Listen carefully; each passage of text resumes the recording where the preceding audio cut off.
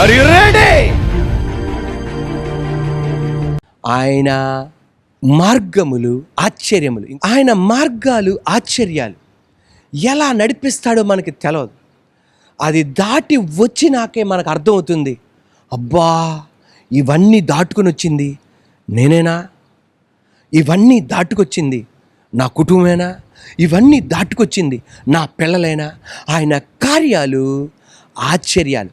ఒక భక్తుడు ఇలాగంటున్నాడు, ఏమని అంటున్నాడంటే, మనము ఎక్కడికైతే చేరాలో ఆ మార్గం మనకి తెలియదు, కానీ ఒకటే మనకు తెలుసు. అదేంటి తెలుసా? నేను వెళ్తున్న మార్గం నాకు తెలియదు అన్నదే మనకు తెలుసు. మళ్ళీ ఈ మాట గమనించండి, ఇది నా మాట కాదు, ఒక భక్తుడు అంటున్నాడు, మనం ఎక్కడికైతే చేరాలో, మనం ఎక్కడికైతే అరైవ్ అవ్వాలో ఆ మార్గం మనకి తెలియదు. మనకి తెలిసింది ఒకటే, నాకేమీ తెలియదు. ఇశ్రాయేలు ప్రజలు ఐగుప్త దేశము నుండి పాలు తేనెలు ప్రవహించు దేశానికి వెళ్ళాలి, కనాను దేశానికి వెళ్ళాలి. పాలు తేనెలు ప్రవహించు దేశానికి వెళ్ళాలి. ఎక్కడి నుండి? ఐగుప్త దేశము నుండి పాలు తేనెలు ప్రవహించు దేశమైన కనాను దేశం, ఇశ్రాయేల్ దేశానికి వాళ్ళు వెళ్ళాలి.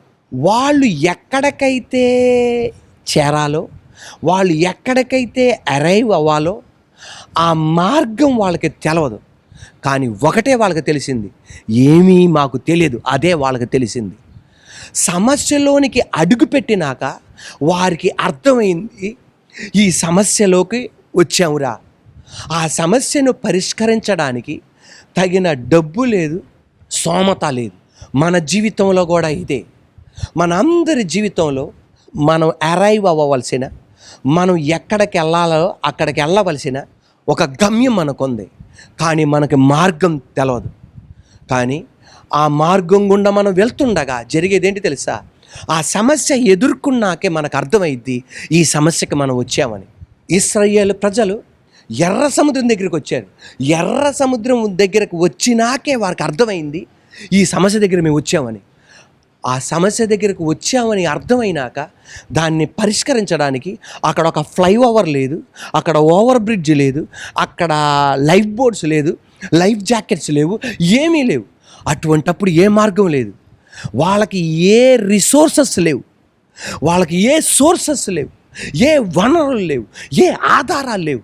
అటువంటప్పుడు దేవుడు ఆధారంగా మార్చి నా దేవుడు వాళ్ళని దాన్ని దాటింపజేశాడు. అక్కడ నుండికి వెళ్తుండగా వారు ఎక్కడైతే చేరాలో, వాళ్ళు ఏ స్థలానికైతే వెళ్ళాలో, ఏ పాలు తేనెలు ప్రవహించే దేశానికి వెళ్ళాలో, ఆ వెళ్ళక ముందు వాళ్ళు ఎదుర్కొనే ఒక్కొక్క సమస్య, ఆ సమస్య దగ్గర వెళ్ళినాకే వాళ్ళకి అర్థమైంది, ఈ సమస్యకు వస్తున్నామని. చేదు నీళ్ళ దగ్గరికి వచ్చారు. చేదు నీళ్ళ దగ్గరికి వెళ్ళినాక వాళ్ళకి అర్థమైంది, ఈ సమస్య దగ్గరికి వచ్చామని. తద్వారా వాళ్ళు చేస్తుంది ఏంటి తెలుసా? దాన్ని పరిష్కరించడానికి వాళ్ళకి మార్గం లేవు, వనరులు లేవు, ఆధారం లేవు. మళ్ళా దేవుని వైపు చూశారు, అక్కడ నుండి బయట తీసుకొచ్చారు. మళ్ళా ముందుకెళ్తే ఇంకొక సమస్య, అదేంటంటే నీళ్ళు లేవు. ఆ సమస్య ఎదుర్కొన్నాకే వారికి అర్థమైంది, ఈ సమస్య దగ్గరికి వచ్చామని. అప్పుడు దాంట్లో నుండి బయటికి రావడానికి వాళ్ళ దగ్గర వనరులు లేవు, ఆధారం లేవు. అటువంటిప్పుడు దేవుని వైపు తిరిగారు, మళ్ళా దేవుడు బయట తీసుకొచ్చాడు. ఈరోజు మన జీవితంలో కూడా అది ఆత్మీయ జీవితం అవనే. మనం అందరం ఒక గమ్యానికి చేరాలి. ఈ భూమి నుండి పరలోక యాత్రలోని మనం ఉన్నాం. మనం వెళ్తున్న ఈ మార్గం మనకి తెలదు, కానీ సమస్య వచ్చినాకే మనకు అర్థమైద్ది, సమస్యలు ఎదుర్కోవాలని, ఈ సమస్యలోకి మనం అడుగుపెట్టామని, ఈ సమస్యల్లో ప్రవేశించామని. అటువంటప్పుడు దీన్ని పరిష్కరించడానికి దగ్గర మన దగ్గర వనరులు లేవు, ఆధారాలు లేవు. వాళ్ళు ఎలాగైతే దేవుని వైపు చూడగా దాంట్లో నుండి బయట తీసుకొచ్చారు, మనల్ని కూడా దేవుడు బయటికి తీసుకొస్తాడు. ఇశ్రాయేలు ప్రజలు మోషేతో ఏమన్నారు తెలుసా? అసలు ఇలాంటి సమస్యలు ఎదుర్కొంటామని మాకు తెలవదయ్యా, అదే గనక ఎదుర్కోవాలని మాకు తెలిసుంటే అసలు ఐగుప్తు నుండి బయటకు వచ్చేవాళ్ళం కాదు, మేము అక్కడే చచ్చిపోయేవాళ్ళం తప్ప ఇక్కడికి వచ్చేవాళ్ళం కాదు. ఈరోజు మన జీవితంలో కూడా, ఆత్మీయ జీవితంలో కూడా, అబ్బో ఇలాంటి సమస్యలు ఎదుర్కోవాల్సి వస్తుందని నాకు తెలుసుంటే, ఇలాంటి ఆర్థిక ఇబ్బందులు ఎదుర్కోవాల్సి వస్తుంది అని నాకు తెలుసుంటే, బిడ్డలతో ఇటువంటి సమస్యలు ఎదుర్కోవాల్సి వస్తున్నా తెలుసుంటే, అబ్బే నేను ఆ మార్గం విడిచిపెట్టి వచ్చేవాడిని కాదండి, నేను ఆ మార్గం విడిచిపెట్టి వచ్చేదాన్ని కాదండి, ఇంకా నేను అక్కడే ఉండేవాడిని అండి, ఇంకా అక్కడే ఉండేదాన్ని అండి మనం అనుకునేవాళ్ళం. మీరు గమనించండి, అది నువ్వు వ్యాపారం చేయండి, అది ఆత్మీయ జీవితం అవని, అది ఆర్థిక పరమవని, అది కుటుంబ పరమని, అది బిడ్డల జీవితంలో అని, అది మన రాష్ట్రంలో అని, అది మన దేశంలో అని, అది ప్రపంచ వ్యాప్తంగా ఏదన్నావని, ఏది కూడా మన మార్గములో కూడా మనకి నెక్స్ట్ ఇది జరిగిద్దని ఎవరికీ తెలియదు, కానీ వెళ్ళినాకే మనకు తెలుస్తుంది.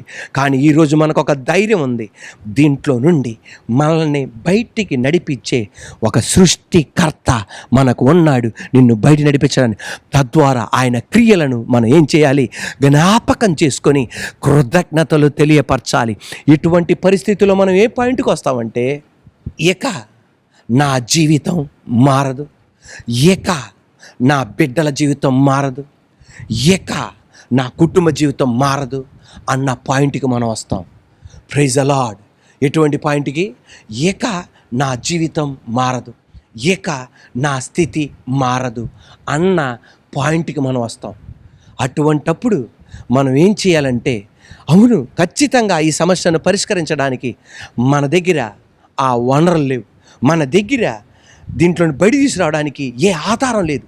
వారు ఎలాగైతే దేవుని వైపు చూశారో అలా నువ్వు నేను చూడాలి. ఏలియా పైకెత్తబడ్డాడు, దేవుని రాజ్యానికి వెళ్ళాడు అగ్నిరథంలో. 2 పాళ్ళ ఆత్మను 2 double portion of Elijah spirit ఎవరు పొందుకున్నారంటే ఎలీషా పొందుకున్నాడు. ఎలీషా పొందుకున్న తర్వాత దేవుడు అతనికి సాకారిగా ఎవరిని నిలబెట్టాడంటే గేహజీ నిలబెట్టాడు. గేహజీని నిలబెట్టి, గేహజీకి తెలుసు ఎలీషా ఎలాంటి ప్రవక్త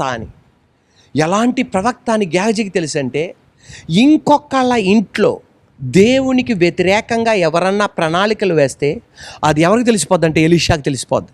రాజుగారి కోటలో దేవుని పరిచర్యకి వ్యతిరేకంగా ఎవరన్నా చేస్తున్నారంటే అది ఎలీషాకి తెలిసిపోద్ది. ఎలీషా ఎలాంటి అభిషేకంతో నింపబడ్డాడంటే, దేవునికి వ్యతిరేకంగా ఏ ప్రణాళికలు వేసినా జరగకముందే జరగకుండానే ఇతనికి తెలిసిపోద్ది. అలాంటి ప్రవక్త ఎలీషా ప్రవక్త. ఆ ఎలీషా ప్రవక్తని వెంబడిస్తున్నాడు ఎవరు? గేహజీ. నయమాను అన్న సైన్యాధిపతి వచ్చాడు. మళ్ళీ గమనించండి, నయమాను అన్న సైన్యాధిపతి వచ్చాడు. ఆ నయమాను అన్న సైన్యాధిపతి కుష్టి రోగంతో వచ్చాడు. ఎలీషా బయటికి కూడా రాలా. నువ్వు వెళ్ళి యోర్దాను నదిలో వెళ్ళి 7 సార్లు మునగమన్నాడు. అనగానే ఫస్ట్ మునగనన్నాడు, కానీ ఇంకొక సేవకుడు నిలబడటం వలన అతను వెళ్ళి 7 సార్లు మునిగాడు. అద్భుతమైన స్వస్థత, పసిపిల్లవాడు శరీరంగా దేవుడు మార్చేశాడు. నజరుడైన యేసయ్య నామములో ఎలర్జీ ద్వారా బాధపడుతున్న వాళ్ళు, చర్మ రోగం ద్వారా బాధపడుతున్నారు, యేసయ్య నామములో నీకు ఒక స్వస్థత కలుగును గాక. 7 సార్లు యేసు రక్తమే జయమని చెప్దాం. యేసు రక్తమే జయం, యేసు రక్తమే జయం, యేసు రక్తమే జయం, యేసు రక్తమే జయం, యేసు రక్తమే జయం, యేసు రక్తమే జయం, యేసు రక్తమే జయం. అద్భుతమైన స్వస్థత కలిగింది. నయమాను బంగారముతోను వస్త్రాలతోను రకరకాల బహుమానములతో సిరియా దేశం నుండి వచ్చాడు. ఎందుకు వచ్చాడు? అక్కడికి వెళ్తే నేను స్వస్థత పొందుతా, ప్రార్థన చేసిన దైవజనుడికి ఆ ప్రవక్తకి నేను ఏదైనా కాணிక ఇవ్వాలి అని. యోర్దాను నది దగ్గర నుండి డైరెక్ట్గా ఎలీషా దగ్గరికి రాగా, అయ్యా నేను ఇస్తున్న ఈ కాணிక స్వీకరించంటే, నువ్విచ్చే ఏ కాணிక కూడా నాకు అక్కల, నువ్వు తీసుకెళ్ళిపో, నేను కాదు స్వస్థపరిచేది, దేవుడు స్వస్థపరిచేది, నువ్వు వెళ్ళిపో అన్నాడు. అనగానే పక్కన గేహజీ ఉన్నాడు. గేహజీ చూస్తున్నాడు, ఇదేంటి ఈయన తేండో మన్న తేండో, ఆయన తీసుకొని మనకన్నా ఇవ్వచ్చు కదా, ఇదేంటి పంపించేశాడు అనుకుని వేదన పడ్డాడు. నయమాను తన పరివారముతో సగం దూరం కూడా వెళ్ళ ఎలీషా లోన ప్రార్థన గదిలో ఉండగా గేహజీ గబగబా పరిగెత్తుకొని వెళ్ళి నయమాన్ అన్నాడు, ఎవరో పరిగెత్తుకొని వస్తున్నారు అనగానే ఎలీషా శిష్యుడు.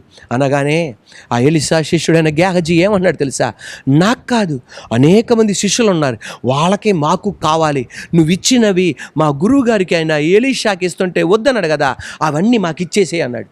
అనగానే మొత్తం నయమాను ఇచ్చేశాడు.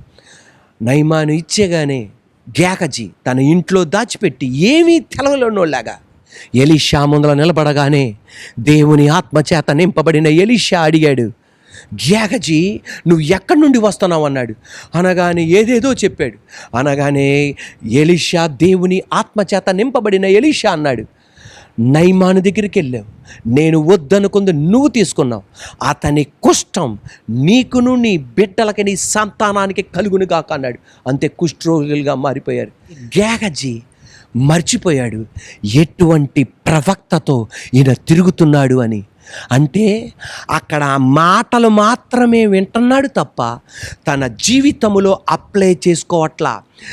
ఎలీషా చెప్పే మాటలు, సత్య మాటలు వింటున్నాడే తప్ప తన జీవితంలో అతను అమలుపరుచుకోవట్లా, అన్వయించుకోవట్లా, అప్లై చేసుకోవట్లా. ఈ రోజును కూడా నువ్వు నేను మనము వెంబడించే మన తండ్రి, మన గురువుగారు, మన దేవుడు ఎవరు తెలుసా? ఏలియా కన్నా గొప్పవాడు, ఎలీషా కన్నా గొప్పవాడు, సొలొమోను కన్నా గొప్పవాడు, మందిరానికన్నా గొప్పవాడు. ఆయన వాక్యం మనం వింటున్నామే తప్ప, సత్యం గురించి వాక్కు వింటున్నామే తప్ప అది మనం అప్లై చేసుకోవట్లా. ప్రేమ గురించి ప్రసంగాలు వింటున్నామే తప్ప అది మనం అప్లై చేసుకోవట్లా, మనం అన్వయించుకోవట్లా. యథార్థత గురించి వింటున్నామే తప్ప, పరిశుద్ధత గురించి వింటున్నామే తప్ప, నీతి గురించి వింటున్నామే తప్ప, ప్రార్థన గురించి వింటున్నామే తప్ప, ఇవ్వడం గురించి వింటున్నామే తప్ప అది గేహజీలాగా మీరు వినండి అయ్యా నేను అప్లై చేసుకోను అన్నట్టు మనం బతుకుతున్నాం. కాదు, గేహజీలాగా మనం ఉండకూడదు. ఈ రోజున దేవుని వాక్యం మనం వింటుండగా గేహజీ వలె మనం అప్లై చేసుకోకుండా ఉండకూడదు. డాక్టర్ గారు మందులు ఇస్తారు, దాన్ని ఉపయోగించాలి, లేకపోతే ప్రయోజనం లేదు. ఫేస్ క్రీమ్ వాడతారు, అది నీ ఇంట్లో ఉండటే కుదరదు, అది నువ్వు అప్లై చేసుకోవాలి నీ ముఖానికి, లేకపోతే అది నీకు ప్రయోజనం ఉండదు. అలాగే గేహజీ ఎలీషా చెప్పిన వాక్కులను వింటున్నాడే తప్ప తన జీవితంలో దాన్ని అన్వయించుకోవట్లా, అమలుపరుచుకోవట్లా, తన ఇష్టానుసారంగా బతుకుతున్నాడు. ఈరోజు నాజరేయుడైన యేసయ్య నామములో యేసయ్య కార్యాలు గొప్పవి, ఆయన కార్యాలు ఆశ్చర్యమైనవి అని ప్రతిరోజు మనం వింటున్నాం. ఆయనకి అసాధ్యమైనది లేదు అని వింటున్నాం. గేహజీలాగా పెడచెవి పెట్టి నువ్వు తిరుగుతున్నావా?